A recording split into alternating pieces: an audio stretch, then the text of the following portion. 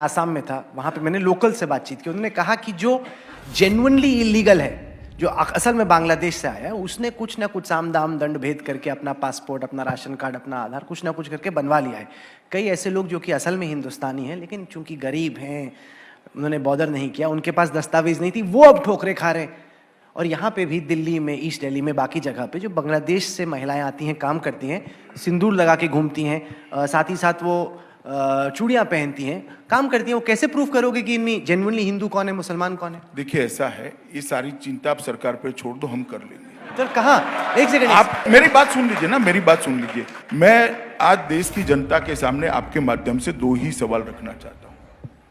दुनिया में कोई ऐसा देश है जहां पर सिटीजन का रजिस्टर नहीं है, जो भी जाए वो नागरिक बन सकता है? राहुल जी, आप चले जाओ अमेरिका में, नागरिक बन जाओ, बन सकते हो क्या? कोई देश है? और क्या कांग्रेस पार्टी ये कहना चाहती है कि दुनिया भर में से कहीं से भी मुसलमान आए, क्योंकि हिंदू को ले रहे हो तो आप उसको भी स्वीकार कर लो? इस प्रकार से देश चलते हैं क्या? इस प्रकार से देश चल सकते हैं क्या?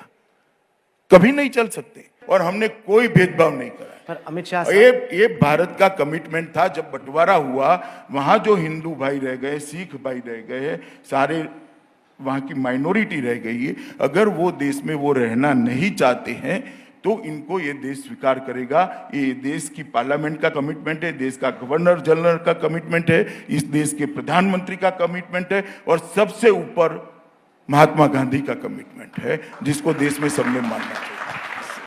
मगर मैं पूछना चाहता हूं कांग्रेस के नेताओं से, युगांडा से सारे हिंदू आए, क्यों नागरिकता दी भैया आपने? क्यों दी? वो तो कांग्रेस बताएगी ना, मैं क्या बताऊं? कांग्रेस क्या बताएगी? कहां जाएगा जवाब सर कांग्रेस देगी। कल मानो मैं भगवान न करे जैसा युगांडा में हुआ वैसा फ्रांस में होता है, वहां से कोई ऐसा शासक अगर सारे हिंदुओं को निकाल देंगे, हिंदू कहां जाएगा? दुनिया में जाएगा कहां? वो यहीं आएगा, और कहीं ना ही जा सकता, यहीं आएगा। कहां जाएगा? सिख कहां जाएगा भाई? यहीं आएगा। कहां जाएगा?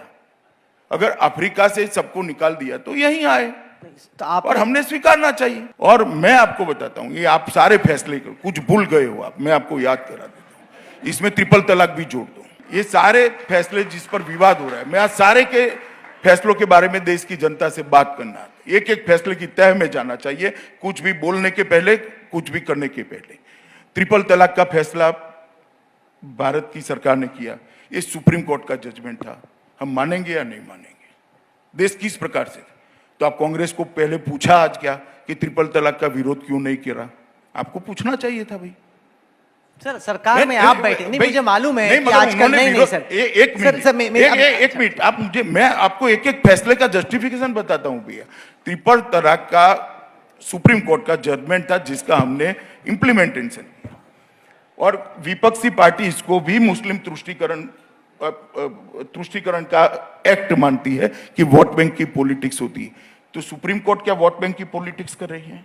एक हो गया। दूसरा 370 में जब 370 बनी, तभी सारे कांग्रेस के लीडर ज्यादातर देश की संविधान सभा में थे, इसको कोई डिस्प्यूट नहीं कर सकता।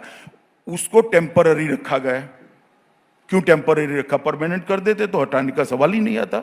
हटाने का रास्ता 373 में डाला गया। क्यों डाला गया भाई? आपने ही डाला है, आपने ही कहा है। नेहरू जी ने संसद में कहा है कि ये घिसते घिसते घिसते घिस जाएगी, तो हमने घिस डाली।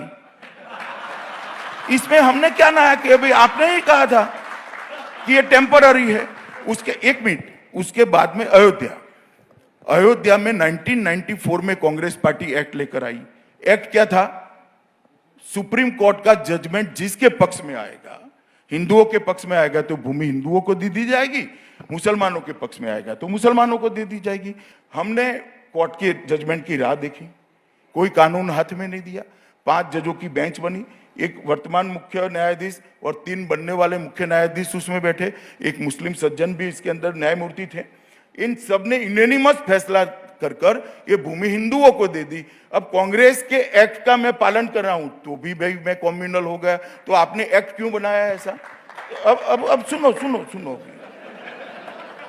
उसके बाद में सिटीजनशिप अमेंडमेंट बिल, मैंने जैसे कहा कि नेहरू जी ने इसको एग्रीमेंट कर कर कहा था कि हमारा वचन है कि सारों को अगर वहां सुविधा नहीं है, प्रताड़ना भी नहीं लिखा है, नहीं रहना चाहते तो हम स्वीकार करेंगे।